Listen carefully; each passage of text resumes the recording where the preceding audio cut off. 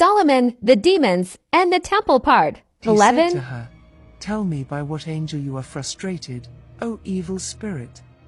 And the demon answered, "By the angel of God, called Apharot, who is better known to men as Raphael. It is he who frustrates me, now and for all time. If his name be written on a woman in childbirth, then I shall not be able to enter her and harm her child." Having heard this, Solomon sealed Obazuth, and ordered her hair to be bound, and that she be hung up in front of the temple of God, so that all the children of Israel may see her as they passed, and glorify the Lord God of Israel, who had saved them from this evil, by the authority, wisdom and power he had given to Solomon their king.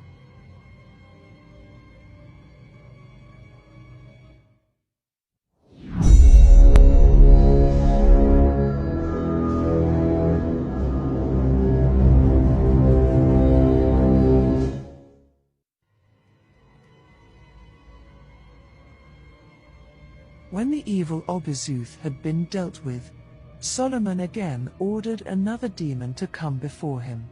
And rolling itself along, came a spirit, in the appearance of a half-man half-dragon, having the face and hands of a man, as well as the body and limbs of a man, but its feet were those of a dragon, and it had dragon wings and tail on its back.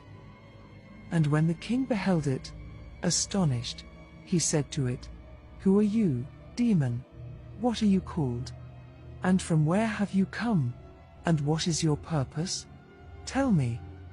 And the spirit answered, saying, "This is the first time I have stood before you, O King Solomon. I am a spirit made into a god among men, but now brought to nothing, by the ring and wisdom bestowed onto you by God. I am the so-called winged dragon, and although I pair with quite a number of women, only those of fair shape do I bed. I copulate with them in the form of a winged spirit, and she, on whom I have leapt, goes heavy with child, and that which is born of her becomes Eros. But since such offspring cannot be carried by men, the woman in question breaks wind. Such is what I do.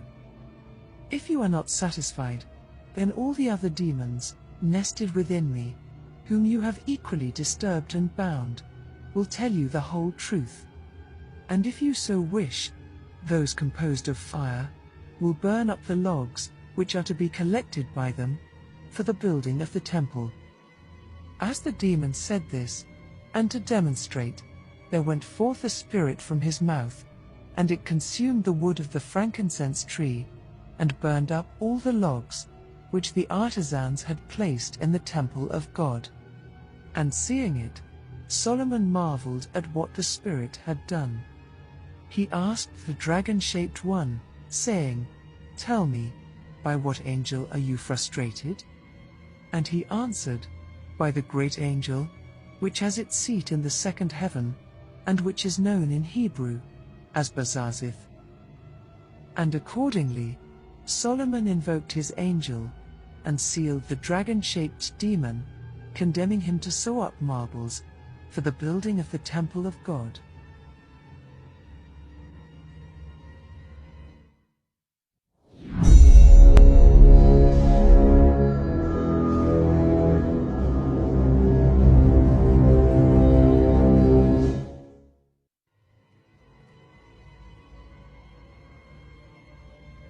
After the man-dragon had been bound, King Solomon commanded another demon to come before him.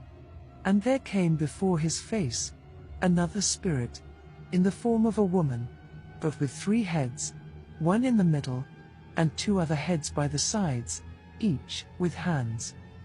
This was the spirit Enepsigos, known in Greek mythology as Hecate or Hecate, the shape-shifting goddess of witchcraft, necromancy, and of the night.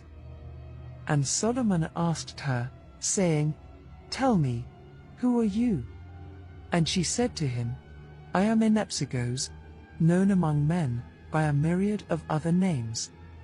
And Solomon said to her, By what angel are you frustrated? But the Spirit said to him, What do you seek? Why do you ask? I undergo changes, like the goddess I am called. I change into a shape, and I change again, into possession of another shape. Therefore, do not be desirous to know all that concerns me. But since you are before me for this much, hear me. My abode is in the moon, and for that reason, I possess 3 forms. Sometimes, I am magically invoked by the wise, as Kronos, and sometimes, in connection with those who bring me down, I appear in any form of any shape and size. While in other times, I come down, in the form as you see me. But I am frustrated by the angel, Nathaniel, who sits in the 3rd heaven. This then, is why I speak to you. Your temple over there cannot contain me. But Solomon did the thing he always did. He prayed to his God, and invoked the angel, of whom Inepsigos spoke to him. Then he sealed her with a triple chain, fastening the chain beneath her, with the seal. He bound her with unbreakable chains. And when he had done this, Inepsigos calmly looked at him, and prophesied, saying, Look what you do to us, King Solomon. Is this how you treat us? Hear me now. After a time, your kingdom shall be broken, and this temple shall be riven asunder. All of Jerusalem shall be undone, and conquered by the king of the Persians, and Medes, and Chaldeans. The vessels of this temple, which you make, shall be put to the service and worship of the gods, and along with them, all the jars, in which you shut us up, shall be broken by the hands of men. And then